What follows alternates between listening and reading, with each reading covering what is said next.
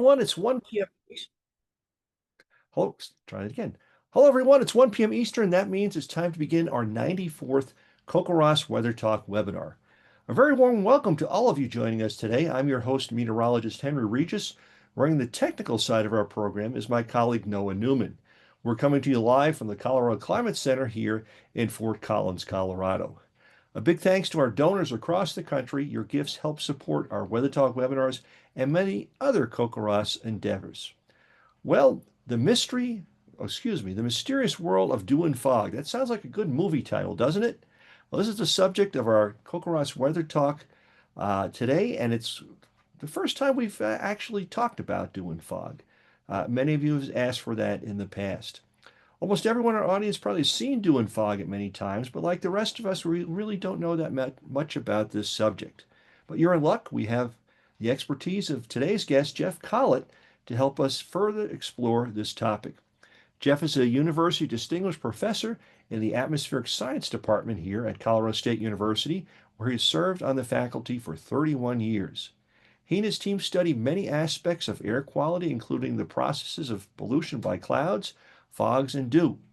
Jeff is a fellow of the American Meteorological Society and a founding board member of the International Fog and Dew Association. In 2023, he chaired the 9th International Conference on Fog Collection, and Dew held on the CSU campus right here in Fort Collins. In his spare time, Jeff likes to hike, ski, and explore interesting places around the world. Well, Jeff, welcome. It's really great to have you with us today. Thank you, Henry. Really happy to be here. And let me get my slides going. Sure. Well, why don't you do that? Let me start off with a question I ask each of our guests when they come on here. How did you become interested in chemistry and weather? What was the impetus behind that? Well, I grew up in Oregon on the northern Oregon coast. And as you can see in my cover slide here, this is from the southern Oregon coast. It was a place with a lot of fog and probably dew as well. That wasn't quite as interesting. And I was always interested in sort of the natural environment. It was a really rural environment. And then I got interested in chemistry in high school and eventually managed to put some of these things together. So it's been part of my career studying fog for 40 years now. That makes me seem pretty old. Well, thanks, Jeff. We appreciate that introduction. I'm going to turn it over to you now, and we'll come back after your presentation with questions from our audience. Great. So thank you again for the invitation. And I'm really thrilled to see so many people here to discuss fog and dew. And I called this the mysterious world of fog and dew for a number of reasons. One is a catchy title, helps draw participants to the webinar. More importantly, often people don't have much understanding of how fog and dew form and where and when and why and when they go away. And then also culturally, there are a lot of connections between sort of mystical things and fog and even dew as well. And we'll touch on some of those in the presentation. So this title slide, this is a photo I took this summer. My wife and I flew out to the Central Oregon coast for a couple days vacation, and I was thrilled because it was foggy almost all the time, and my wife thought this was not summer and maybe we should go to Hawaii, which we then did later. But really beautiful place and a place with a lot of fog. And we'll talk a little bit later about the role of some of these fogs a little bit further south in the redwood forest. Here is, I included also on this title slide, a quote from a poem by Emily Dickinson. The sun and fog contested the government of day. The sun took down his yellow whip and drove the fog away. And this is an example from certainly one of my favorite poets, but of the imagery that often comes into literature, into film, into art from especially fogs, but as we'll see, also dew as well. So before we get into talking about this, I thought we should just talk about a couple of definitions. So people in the fog research community debate all the time what's really a fog versus a cloud. And simply put, a fog is any cloud that's in contact with your surface. Although, as you'll see, there are specific ways that fogs form that tend to be the things we think of more formally as fogs. The National Weather Service is listed here in their glossary, says a fog is water droplets suspended in the air at the Earth's surface. So if you don't already realize this, this is important. Fog is not vapor. It's little droplets that are small enough they don't fall very quickly in the atmosphere, and they scatter light and give this opaque nature to it. And the Weather Service goes on to say fog is often hazardous when the visibility is reduced, especially to a quarter mile or less. And we'll talk about some of those impacts, especially on transportation and some of the tragedies associated with that. Dew, by contrast, is a situation where the condensed water is not in the air, but it's on surfaces. So it's moisture that is condensed on objects near the ground whose temperatures have fallen below the dew point temperature. So at night, those surfaces cool more quickly than the air, many of them, and they get colder than the air. But if their temperature is below the temperature at which the air above them would be saturated, would have a relative humidity of 100%, you can get condensation onto those surfaces. And this photo at the right is one of my favorites of dewdrops on a plant and a ladybug there. Really spectacular imagery you can find just Googling online, things like this. So we're going to start and briefly talk about sort of at a very small microscopic level, how does a fog drop form? And you might think about, water, vapor molecules, gas molecules coming together to make some little tiny nucleus that could grow into a droplet.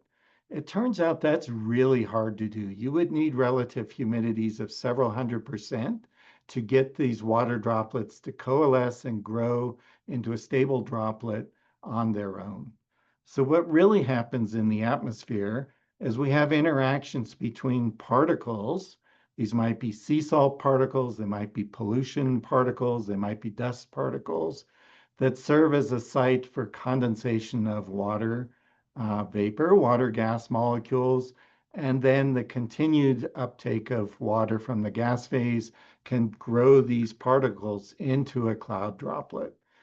We'll talk later about the size of these things, but these particles are really tiny. These are less than a micrometer in size, whereas a cloud droplet might be, 10 or 20 or maybe 30 micrometers in size. And compare that to a raindrop, which you think about a lot in CoCoRaHS. Those are, thousands of micrometers, typically millimeters in size. So big change in scale here. These particles, especially if they contain salts like sea salt or salts of pollution emissions like sulfates or nitrates, they are what we call hygroscopic, which means they can take up water even below 100% relative humidity. Those of you that live in much more humid places than we do in Colorado, and your salt shakers might have a cracker or something in there, right? To keep the salt from getting too damp, from taking up humidity even below 100% relative humidity value. If you go out on a really hazy day, maybe it's not foggy, but you notice it's hazy. If it's humid, that's because a lot of those particles in the atmosphere have taken up some water and they're scattering light more effectively from their bigger surface area. So where do all these particles come from? Well, this is kind of the world that I live in, and we're not going to get into too much depth here, but I just wanted to point out that there are lots of sources of particles in the atmosphere. I mentioned already sea salt, dust from soil erosion, volcanic ash, smoke particles from wildfires or other kinds of burning. We also emit a lot of compounds into the atmosphere, including things like sulfur dioxide and nitrogen oxides from burning coal and other fossil fuels. These go on to react in the atmosphere to make acids, sulfuric and nitric acids, that further go on to make salt particles of sulfates and nitrates. So all of these things can serve as these cloud or fog condensation nuclei and are importantly involved in the formation of clouds in the atmosphere. But let's back away from this microscopic level and let's think more on a larger scale. What are the things that are driving the conditions to bring humidities above 100% so that we can form these fogs or clouds? So one of the most common types of fogs, it's what's called radiation fog or ground fog. This picture at the upper right, you see a nice photo example of that. Here, what's happening is at night, if you have clear skies, the ground is radiating heat to the sky, and it's cooling, and it cools faster than the air above it. But as the ground cools, the air next to the ground starts to cool as too. And that can, as you decrease the temperature, the relative humidity climbs. And if that goes far enough, you can reach a humidity of 100%, and you can you can deposit water on those little particles and start to form a radiation fog like this. Sometimes you'll go out and these are sort of ankle deep as they start to form. But over the course of the night, if conditions remain calm, if you get winds, it tends to disrupt and break things up. But if it remains calm, this fog can continue to radiate heat from its top and grow deeper and deeper. And one condition where we get really deep fogs are what are called valley fogs. And here's an example in this satellite photograph from NASA. This is January of 2011, but this is very common in the Central Valley of California. Huge valley where we get these large, what they call locally Thule fogs that form through this kind of radiation cooling. And these can grow to be 1,000 feet or even 1,500 feet deep. We've measured these on tall towers south of Sacramento and studied the fogs from the ground all the way up to their top, maybe 1,000 feet up into the atmosphere. Um, Normally, fogs like this radiation fog, when the sun comes up, the ground starts to heat and the fog evaporates and it's gone. But in these big, deep fogs, sometimes the ground warms and you'll see evaporation at the surface. So the fog will kind of lift from the surface, but the next night it'll come right back down again. And you might have 12 hours or more of fog at the surface in large regions of not just big valleys like this, but smaller valleys as well. And as you can imagine, this poses real problems for people driving here in terms of transportation and has other impacts as well. Now, there are other types of fogs. Another really important one is what we call advection fog. This is when the wind is moving air that's warmer and humid, and it crosses some colder surface. This might be, comes onto land, and the land is colder than the water body that the air was coming from. It could be in coastal regions where we have upwelling of deep cold water like we have off the coast of California, where you go from the warmer ocean, you bring that humid air over the colder coastal upwelling zone. For example, here you see this along the coast of California, and it's moving in across the Golden Gate Bridge into the San Francisco Bay region. This is really common, especially in the summertime. But as I'll show you, we see this not just in California, but in other key coastal regions around the world as well. And then I'll just mention one other kind here, upslope fog. Here now the cooling happens because the air is being forced up through some lifting, usually from mountains, from topography. And as that air rises, it expands and cools, and you reach 100% humidity, and you can create this upslope sort of fog. We get this also on the plains of Colorado, where air is coming from the east, but gradually lifting as it's moving westward towards the Rockies. And so even though it's pretty dry here on the east side of the Rockies, we'll see sometimes in the winter these kind of upslope fogs forming. as well. So if you start to look at where it's foggy and when it's foggy, you can find information about that.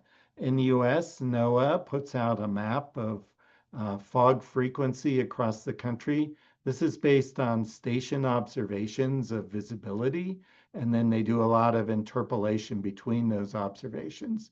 But you see patterns here, especially coastal regions, but also some inland regions with higher fog frequency. Fog can be really local, right? You can have really local microclimates and local topography that can lead to really small patches of fog that somebody at a station 10 miles away has no idea exists. So people are also working on using satellite products to map fog, and often low stratus are combined together. Here's a nice example from Europe where they've mapped the number of fog and low stratus hours per day across the continent as well. So we've talked so far about sort of warm fogs. We also can have cold fogs, which could be actually ice fogs. But here I'm going to show you an example of supercooled fogs, which lead to the formation of rime ice, because most of us live in places where these are more likely than seeing truly an ice fog, which forms at really, really cold temperatures. So what happens here is the fog droplets in the atmosphere are at temperatures below freezing, but they haven't actually crystallized to form ice. They're what we call supercooled liquid droplets. But as soon as they touch a surface, they will freeze and form a frozen droplet. So you'll see this often in the wintertime. Here is Mount Washington Observatory in New England. You can see this. I don't know, this is like a fence post or something that the wind has driven these fog droplets into, and they've frozen, and they basically just accumulated and made this sort of flag of rime ice. You can tell the direction the wind was going, and you can see a lot of rime ice accumulated. You often see this on trees. Here's a nice photograph of a tree, especially coniferous trees. As we'll talk about later, the needles on coniferous trees are really well designed to capture cloud or fog droplets driven by the wind. So you'll see rime ice build up on those surfaces as well. So one example that kind of connects some of this to what you do in CoCoRaHS is the interaction between these droplets in clouds or intercepted clouds, which we might think of as fogs, and precipitation, raindrops, or also ice crystals. When I finished my PhD, I was really lucky to be able to spend 2 years in Switzerland studying clouds and fogs and precipitation and aerosol particles and their interactions on this mountain. This is Mount Rigi in the Swiss Alps, which overlooks Lake Lucerne. And in the wintertime, this is often enveloped in cloud and will have precipitation going on. And the shape of this mountain, as the air flows up over it, often leads to the formation of what we call an orographic cloud. And sometimes precipitation falling from higher clouds will fall through that. And the droplets in this orographic cloud can be pretty large, which makes it easy for them to be captured by ice crystals as they fall past. And here you can see a picture taken under a microscope of it's called a form bar replica. It's basically a plastic replica that we created in the field of this ice crystal. We did this for thousands of ice crystals, and we were really interested in how much cloud drop capture was happening on the surface of these crystals. This is an important way to grow ice crystals through this riming process. In CoCoRaHS, you also measure hail. Hail is an extreme example of this, right? Where you have millions of cloud droplets that have been captured, and you can no longer even see the original ice crystal at the center of that. This transfers water to the ice crystal. Turns out it also transfers pollutants that are captured by those cloud drops, as we talked about earlier. So really interesting connection between some of the things we're talking today and some of what you look at in CoCoRaHS. If you haven't done this, I encourage you when it's snowing to go outside, and especially if you have a well-insulated jacket, just catch some ice crystals on your sleeve. And especially if you have like a magnifying glass, take a look and you can see the shapes of the ice crystals. But if you look really closely, you can see whether they've grown just by water vapor and they're really nice, pristine looking crystals, or whether they've taken, in this example, a lot of cloud drops up as well. So just another word about the size. I mentioned this earlier. When you collect in CoCoRaHS, you're thinking about raindrops or snowflakes, and these are millimeters in size. The cloud droplets are typically hundredths of a millimeter, 1 or 2 or 3 hundredths, so in sort of the tens of micron size. And these particles they form on even much smaller, submicron, submicrometer particles. And the size plays an important role in how long these things last in the atmosphere. So raindrops, you collect in your gauges, they fall out of the atmosphere quickly. These cloud or fog droplets are small enough that they have much smaller fall speeds. So they do fall out from the atmosphere, but at really slow rates. So as we'll talk about later, they do in these big radiation fogs capture pollution and fall and remove that from the atmosphere. But this takes hours, not really fast like you see with droplets, which is why these fogs can be sustained near the surface for long time periods. All right, so we've been neglecting dew. I want to spend just a minute talking about dew formation. So I'm sure you've all gone out and you've seen these droplets on surfaces. Again, if you Google dew and look at images online, you can see amazing photographs like this one where just really super artistic kinds of things. And people, of course, have known about fog and dew for a long time, right? You find instances of it in literature. You find instances where people tried to capture the drip of fog on forests to use as water. You found instances where people centuries ago tried to build condensers to capture dew. If you go back to the time of the Greeks, they actually had one of their gods, a Greek goddess of dew, Ursa, who flew around the planet, flew around Earth every night and spread dewdrops onto the surface. So this goes back a long way in culture, of course. Many of us think about other forms of dew, right? If you have a cold beverage and you're someplace where there's reasonable humidity in the air, you quickly get dew forming, artificial dew on the surface of that beverage. You can even get frost. The difference between dew and frost is simply the temperature of that surface where the condensation is occurring.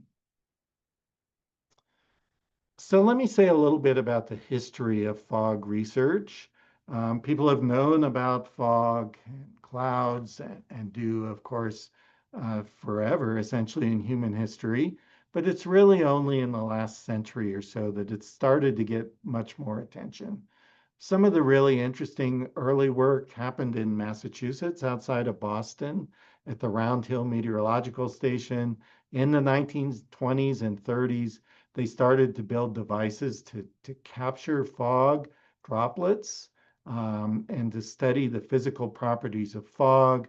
They were really interested in the visible properties of fog, how fog droplets and their sizes affected light scattering, which affected visibility, for example, at airports, which were becoming important.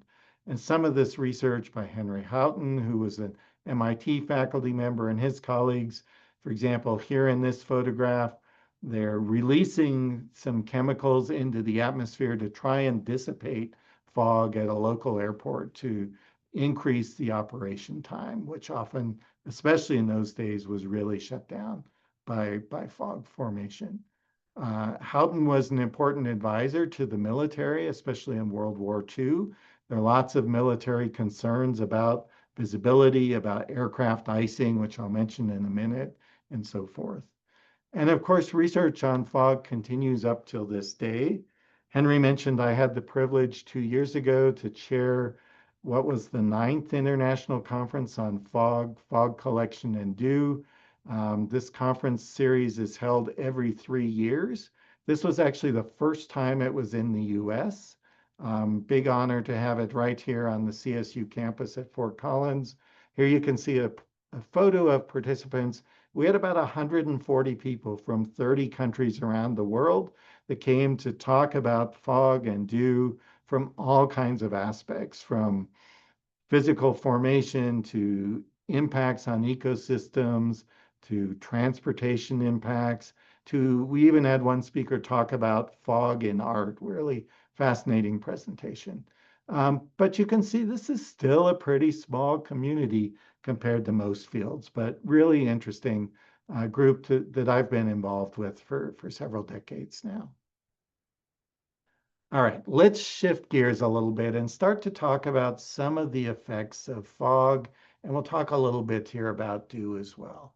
So here again, really fascinating photograph showing in the coastal hills of California, this fog being carried inland over those regions. So I titled this talk The Mysterious World of Fog and Dew, and one of the reasons is because of the connection culturally of fogs in particular to sort of the occult and to sort of mystical things. And one of the places that really characterizes this connection is Mount Brocken, which is in the Harz Mountains in northern Germany. This is the tallest mountain in northern Germany. And about 300 days per year, the top gets enveloped in intercepted clouds or fog. And one of the things that has been noticed there, but of course other places as well, is this optical phenomenon where you're standing with the sun to your back, and it's casting your shadow out onto the cloud. And it creates this really interesting optical phenomenon with this sort of fog bow and this shadow. And of course, this cloud is often moving, so these shadows appear to move as well. And this got associated at Mount Brocken, hundreds of years ago with the idea that there were these large witches floating in the clouds, right?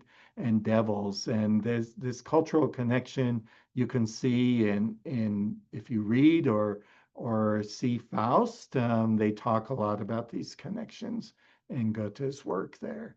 So this image is actually known as a Brocken specter after its frequent characterization here at Mount Brocken in Germany.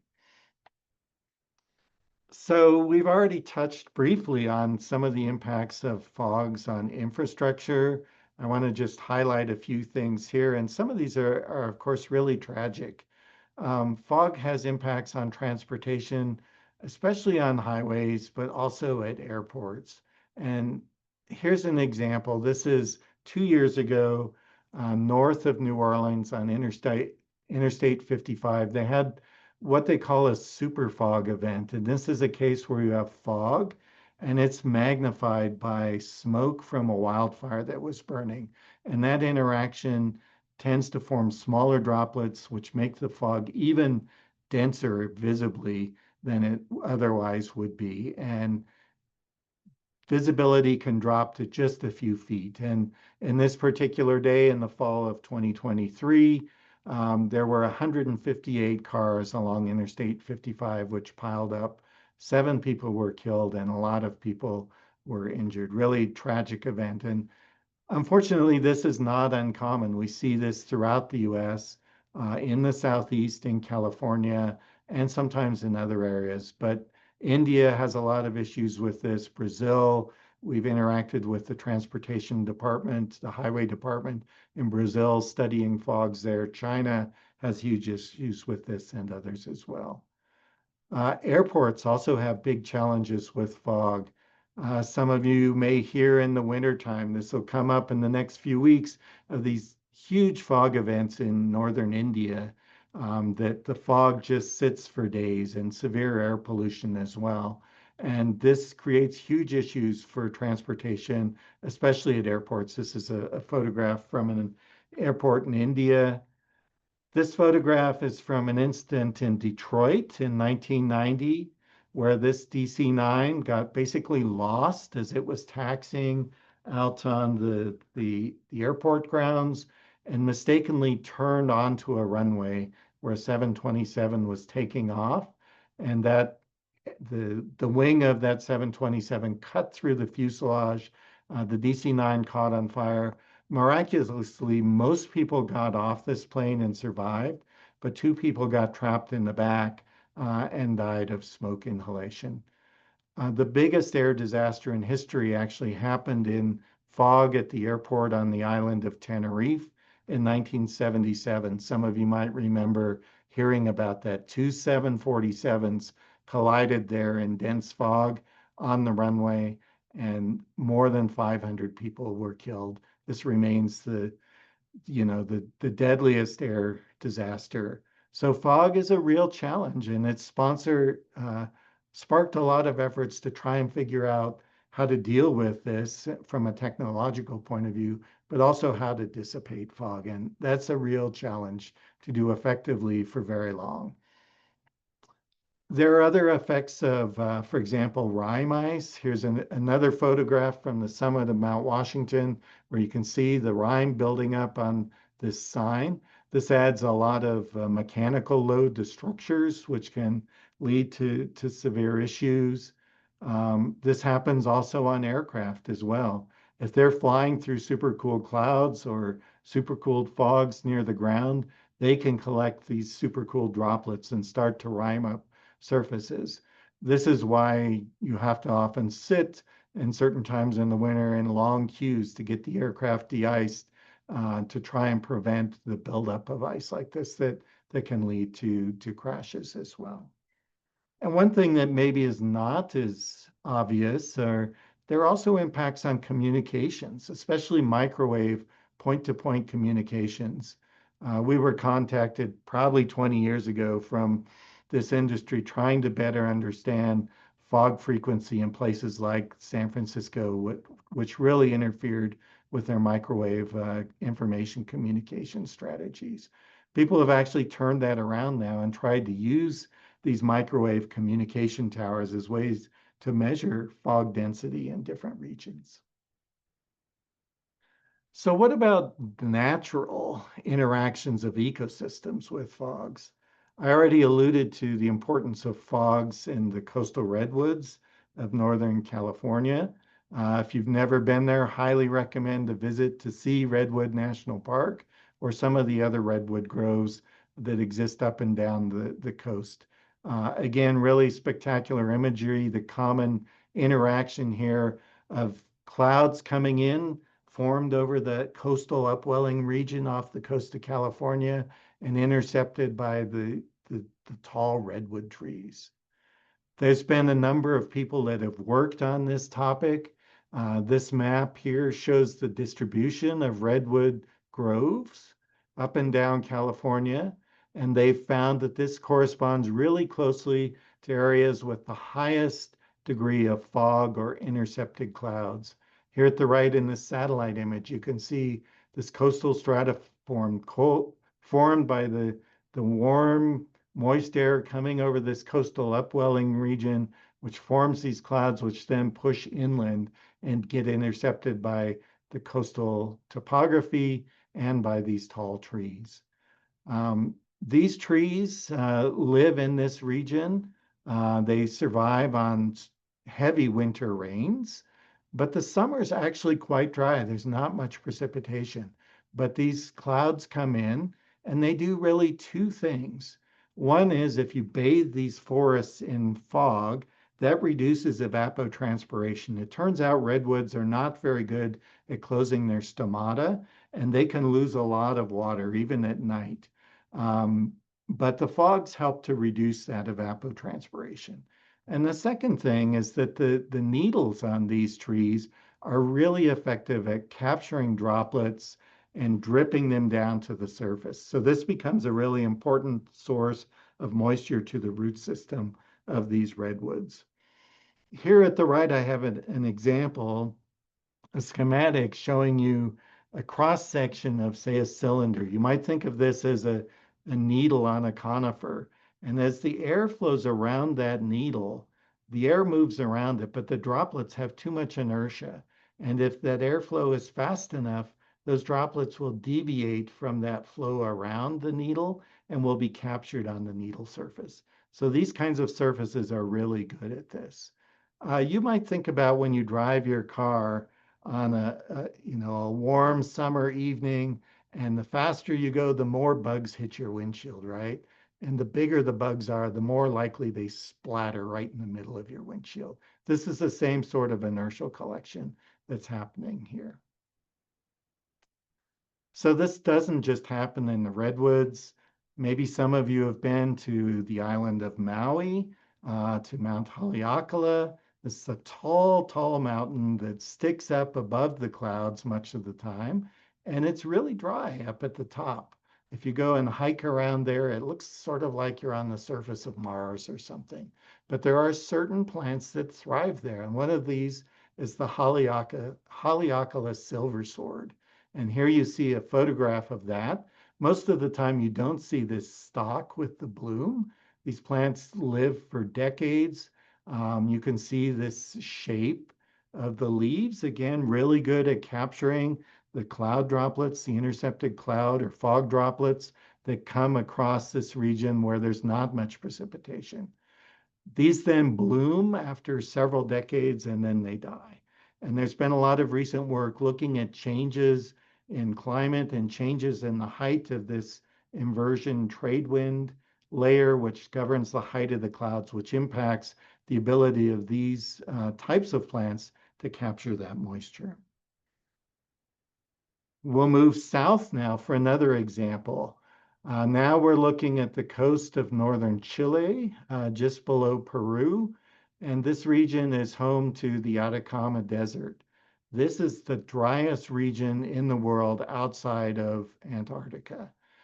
The average annual rainfall in the Atacama is 0.6 inches. Some regions are drier than that. Some stations in the Atacama have never measured precipitation in decades. Look at this plant. I told you about how needles are really good at capturing droplets. This is well designed to capture really efficiently droplets.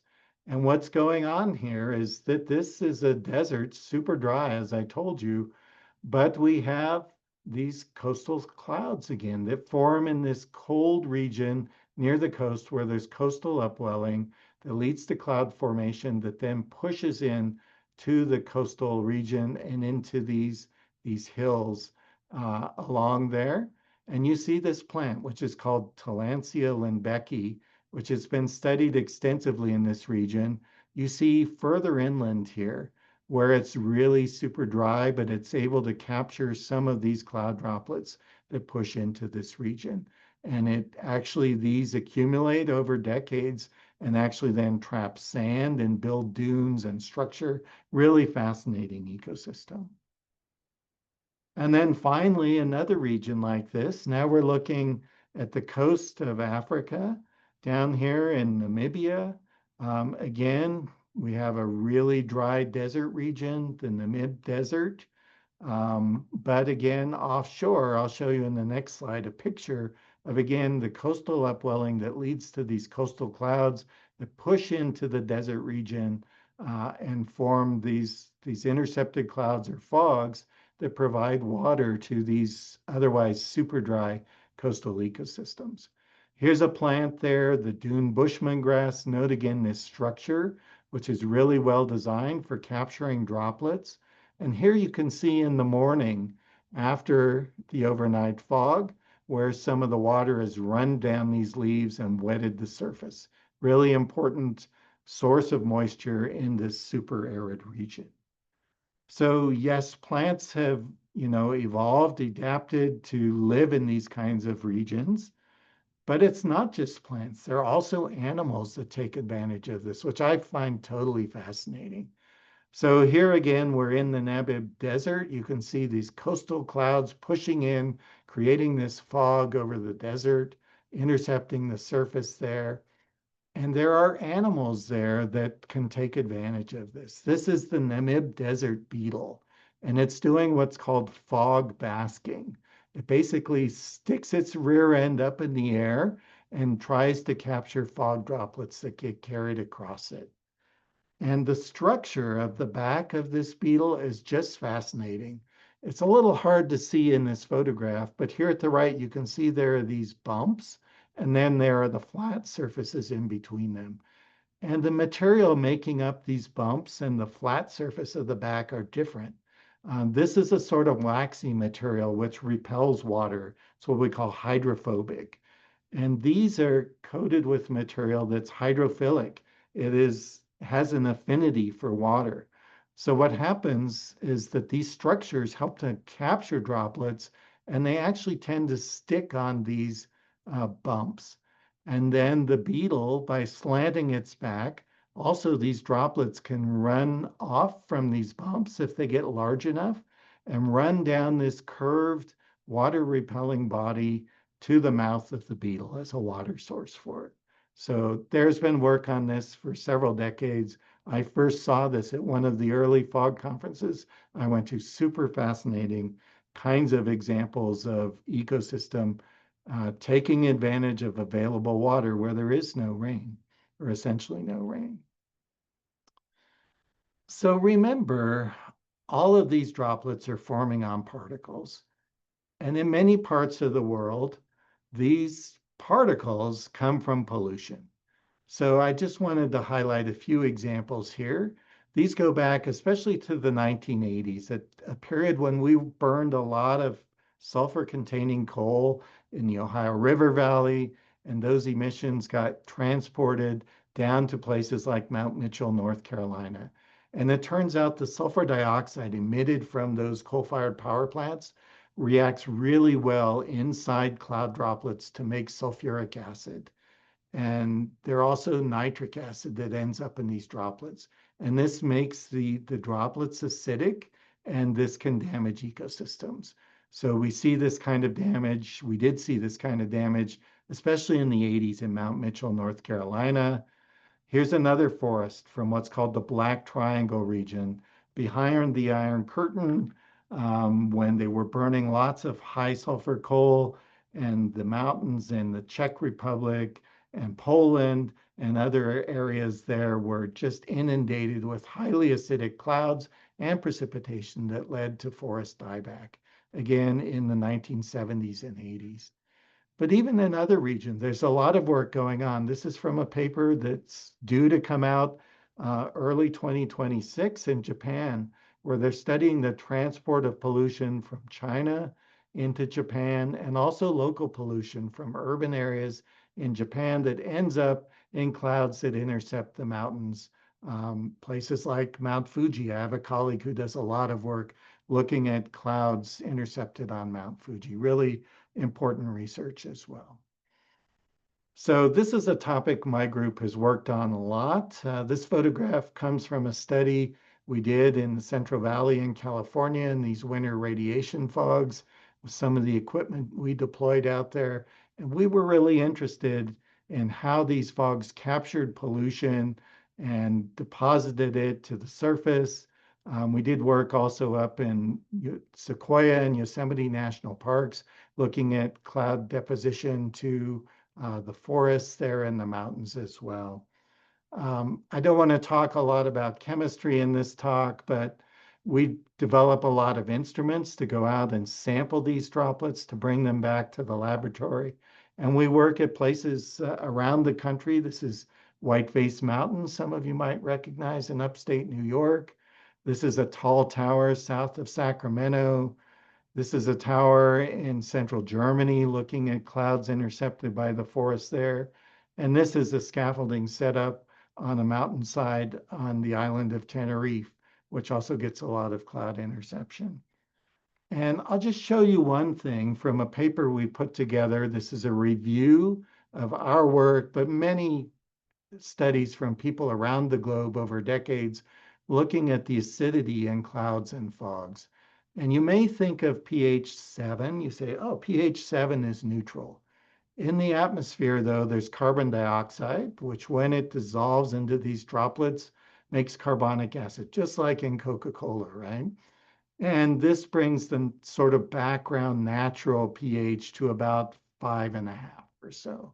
So when we look in the atmosphere at the pH of rain or snow or clouds, we tend to say if it's below about 5, that's acidic. And if above, it's not acidic or even basic. And you can see many regions around the globe where historically we had acidic clouds intercepting ecosystems, and as you saw, in some regions that had strong impacts.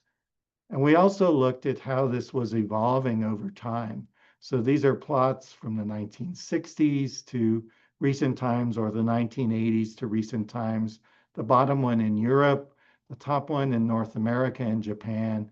And you can see this tendency as we cleaned up pollution sources, that had an effect of reducing acidity in these clouds and fogs to levels that are more typical of cleaner environments, up around pH 5 versus the pH values, for example, here at Whiteface Mountain, which averaged about pH 3.5 or so back in the late 1970s. All right, another shift of topic. Fog and dew as a water resource for people. And I'll show you just a couple of examples here. So fog, remember, we saw examples from ecosystems taking advantage of fog in some of the driest places in the world. So why can't people do that too? And in dry regions, clear skies allow really effective surface cooling, which is good for dew formation. So people can take advantage of that too in really arid regions. So here's an example. These are a couple pictures from a group called FogQuest. This is an organization, nonprofit in Canada, that does work around the world. You can see some of those countries listed here, where they put up these large nets and they use them to capture intercepted cloud drops. It's been a lot of work in the Atacama Desert doing this. This photograph on the top is from high elevation in Guatemala, where the community had to truck in a lot of water. It's really dry, but there's a lot of intercepted clouds at certain times of the year. So they had more than 80 of these large nets deployed now for decades. They're capturing water for the local community. And as I mentioned here, they've done this kind of work in many areas in Africa and the Middle East, in Nepal, you see listed here, and in South America as well. And then on the do side of things, here's an example, another international organization called OPUR, which is the French acronym for the International Organization for Dew Utilization. And they do a lot of work studying dew formation, but they also go out and they build structures to collect dew in different arid environments. And here you can see examples where a rooftop was designed as a big dew collector in Croatia.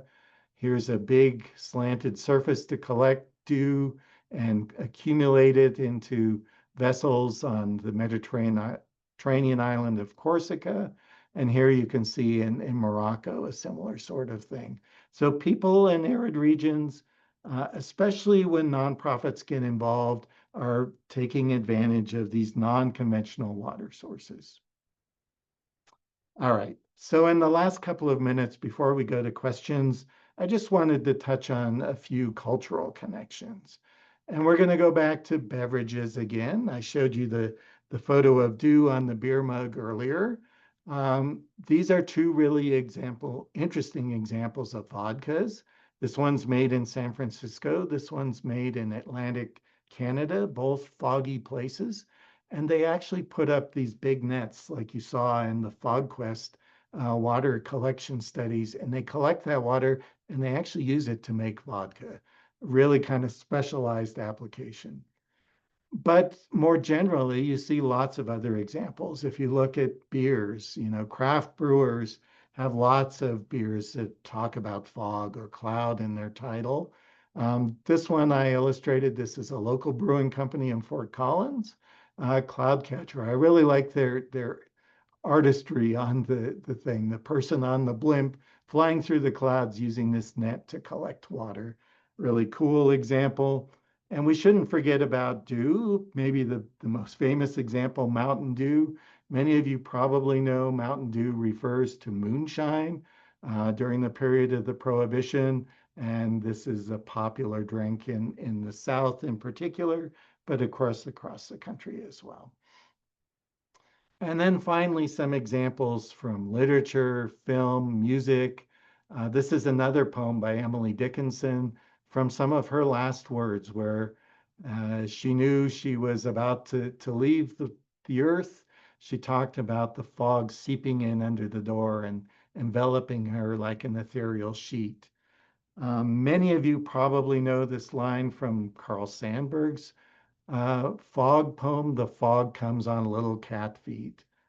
There are other really interesting examples from other forms of literature. I like this quote from Kipling: "A thin gray fog hung over the city, and the streets were very cold, for summer was in England." And maybe there's somebody here from San Francisco that feels sort of the same way, right? Sometimes colder in the summer than in the winter. Raymond Chandler in The Big Sleep also talks about fog. And then, of course, music as well. Classic bluegrass song, Mountain Dew, talking about putting your dollar down on a stump to come back and find your Mountain Dew, your moonshine there. Really classic example. And then in film, fog shows up in lots of forms of film, and sometimes it's sort of the main character, right? The fog, the mist. I need to go back and rewatch these films. So let's wrap things up there. I'm happy to take questions, as Henry suggested up top. And if there are a lot of you online, if there are questions we don't get to, again, I will try and follow up with you in the coming weeks on email as well. So thanks so much for your attention, and I look forward to the discussion. Thank you very much, Jeff. We really appreciate that. Wow, a lot to learn there, and things I certainly didn't know about fog and dew. So that's cool. I was just thinking about, you go to sporting events, they have these fog machines, right? You see the players run out, stuff like that. How does that work? Is that just cooler air, or what's going on there?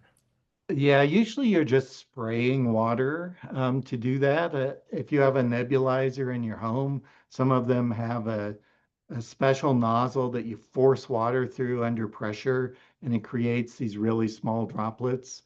So that's usually what's going on. Usually you'll see that that fog kind of dissipates, right? Because you don't usually do that when it's dry or when it's really humid out. So that evaporates pretty quickly. But yeah, that's a common thing. We sometimes do that to try and characterize our instruments in the lab too. We'll Hmm. spray those small droplets in and try to look at their collection by instruments and things. I'll have to come by your office and see if there's fog in the hallways when I There go. you go. Yeah. Hey Henry, Okay, we this got is some Noah. I questions. want Go to ask a question before you ahead, get Noah. into them too. I actually just more of a comment because the question is due to come up and it already did in the Q&A. But of course, with the differences with CoCoRaHS and measuring precipitation, as Jeff showed, fog and dew are basically the droplets are condensing, whereas precipitation the droplets are falling, and so. Um, we at CoCoRaHS are only measuring precipitation. So when you find water in your gauge and you know it's from dew, the correct report is still 0.00. And then you should add a note saying that, hey, I had a 1/100th of dew. But as Jeff pointed out, and it's so amazing, the leaf on the tree doesn't care where that water came from, or on that pine needle in the Atacama Desert. Um, and especially in those other areas where they're setting up those nets. I mean, water is vital for people, and so collecting water from dew is amazing. But we and as CoCoRaHS are still not measuring dew. You would still report a 0 if you find measurable dew in your gauge. So thanks a lot, and I'll let Henry get to the questions from there. Thank you. Yeah, thanks, Henry. And It's Noah. no, yeah, Noah, yeah. We struggle with this from the other way too, because oftentimes we get an intercepted cloud that's also raining. And so we also try to separate those things out. But the ecosystem doesn't care, right? Well, let's go ahead and take some of the questions. We're not going to have a lot of time today, but Jeff will follow up with you. So here's one from Freddie wants to know what determines how dense fog will be. So what is that one? Yeah, great question. So there are kind of two things. One thing we think about when we think about the density of fog is the total liquid, we call it the liquid water content, the amount of liquid water in a cubic volume of air. And that's determined mainly by just sort of the physics of the atmosphere, how much moisture there is above the point to be at 100% relative humidity. But the other way, if you're driving through a fog, what you really care about is sort of the optical density of the fog. And that has a lot to do with the size of the droplets.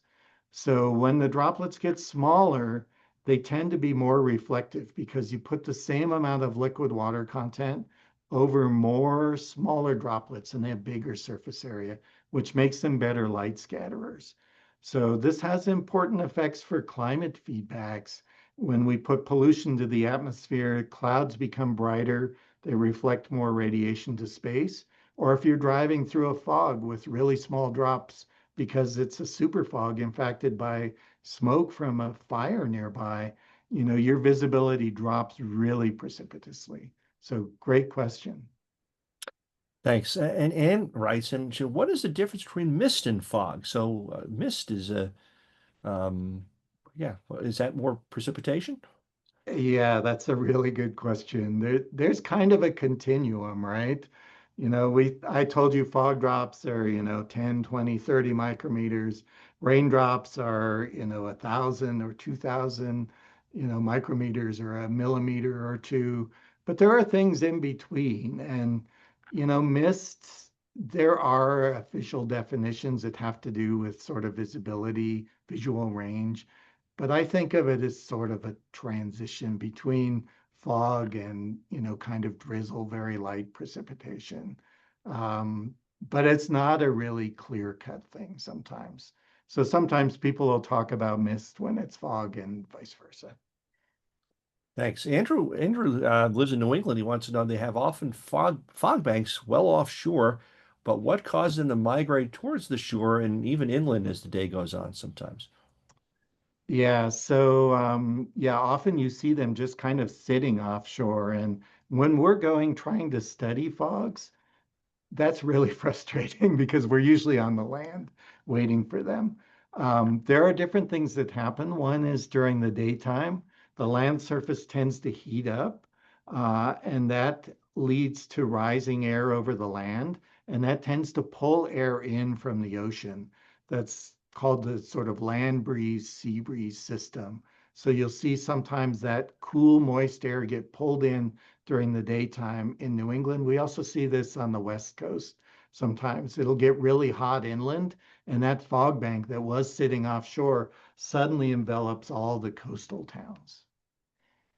Great. Here's an interesting one. Julia wants to know for vodka makers and dew capturers, how are the pollutants removed? So how do you take the pollutants out of that when you're making vodka and so forth? You may not know the answer, but that's an interesting one. Yeah, they do worry about that. So you know, like any kind of water source, if you're going to use it for human consumption, you typically treat it. Whether it's river water or groundwater or rain, also people catch rain, for water as well.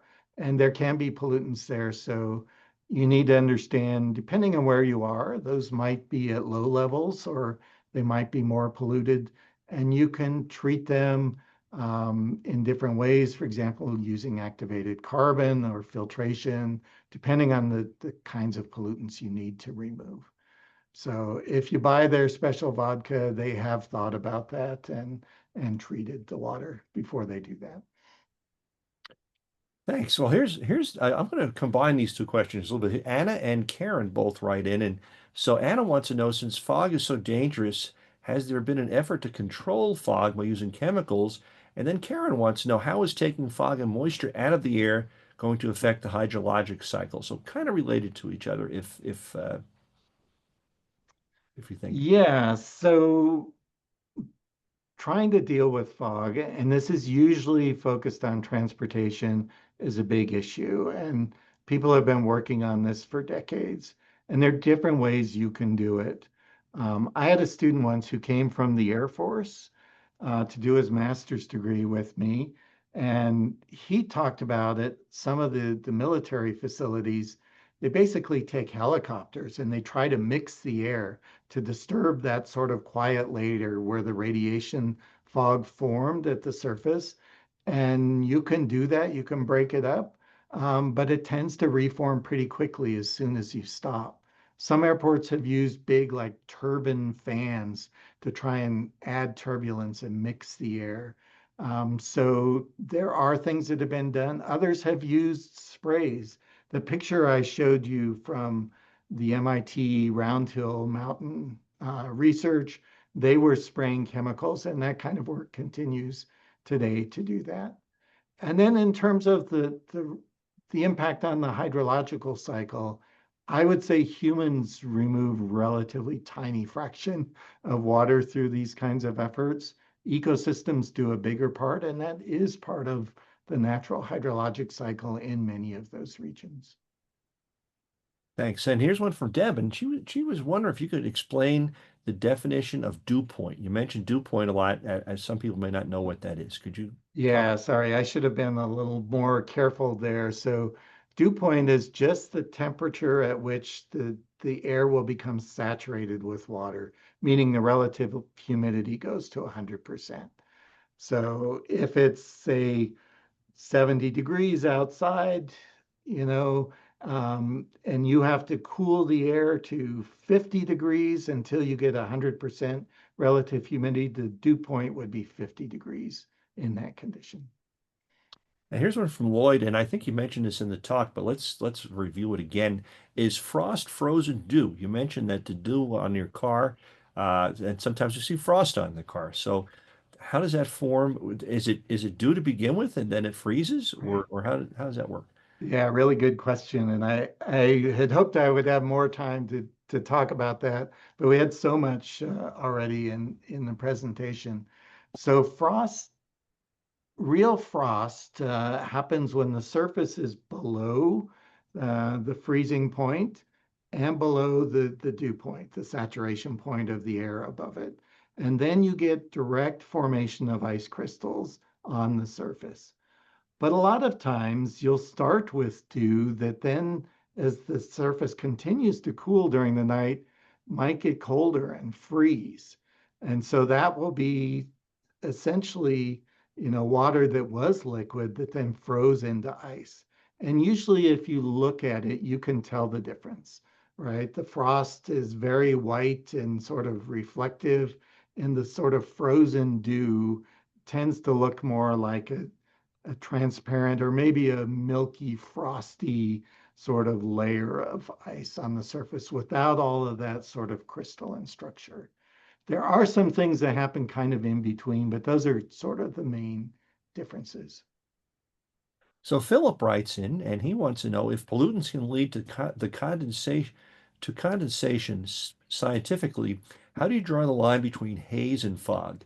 Can you tell by looking, or does it require measurement of water content? That's Yeah, excellent question. And as I think I mentioned, these particles pick up, if they're hygroscopic, if they're salts in particular, they pick up water below 100%. So we would call that haze. And to actually what we call activate a haze droplet into a fog droplet, you have to pass across a critical supersaturation where the droplet will then continue to grow kind of unstably. Sorry, this is kind of hard to explain, but it's basically the droplet just becomes bigger or smaller. So it's sometimes really hard to know the difference. And our cloud collectors, if they collect droplets down around a micrometer in size, sometimes those are still haze droplets that haven't gone through this sort of thermodynamic activation process to grow into cloud or fog droplets. So we operationally define them. the Weather Service thinks about this generally from a visibility point of view. And so this is not a really clear distinction visually, whether it's a really thick haze or a thin fog. So difficult question to really define when you're out there trying to look at it. If the droplets, though, are big enough, if you have a beard, I had a colleague with a beard that used to study fog, and as soon as the droplets started collecting in his beard, we knew that was really now a fog. Those droplets were big enough to fall in that category. Thus, not a hazy IPA he was probably A drinking. hazy IPA does not count. No. Okay. We're going to just take two more here for time, and then Jeff will be glad to follow up with you guys afterwards. Thomas, this is an interesting question, and Jeff, you may or may not know the answer, but can you recall any notable outcomes in history, battles, so forth, that were affected by fog? Anything off the top of your head that, Oh, that's a great question. I bet the answer is yes, that there have been some. It's yeah, certainly strategic, right? In terms of providing cover. I've certainly seen this in films about historic battles. I don't know if it's accurate. Some of you may watch the series Outlander. There's a series there in some of the battles in the Highlands where they come in fog and they kind of sneak up on the British troops. But I don't know historically. I can't tell you for sure that that's been a deciding factor, but I bet it has at one point or another. all right, here's the last one for the day. Mark wants to know, especially at night, how do I tell the difference between if I have condensation or precipitation? That was at night. I guess you can't really see out there what's falling or whatever. Yeah, That's my a, best advice is you go out there and, if there's really precipitation, you get wet pretty quickly. If it's fog, some fogs get thick enough, they get big enough droplets that they are settling out. Um, but it generally takes you longer to really feel wet under those conditions, unless it's super windy. Then the wind-driven droplets are just like in the trees, will collect more efficiently on you too, especially if you're sporting a beard. well, thank you, Jeff. We really appreciate all of these questions you've been able to answer today. And thank you for your time. Folks out there, a lot of applause, thumbs up, and stuff going on right now as we close out today's um, presentation. So anyway, we're going to talk about our next webinar that's coming up, guys. So for you got, and oh, by the way, I think we set a record today, almost 340 people. So this is a very, very popular webinar. And Jeff was the closest on that guess. We were taking guesses beforehand, how many folks we would get. So you'll win a prize and we'll bring you something to your office for that. So our next Weather Talk webinar is going to take place on Lincoln's birthday, and you guys may know that's February 12th here in 2026. It's our annual favorite for many people as Greg Carbon reviews the significant weather events of 2025. So all the different events that happened this year, we hope you will join us for that. So finally, when signing off today, please take the survey that will pop up on your screen. And until next time, this is Henry Regis for the rest of the CoCoRaHS headquarters team saying so long for now, and we wish you all a very happy Thanksgiving.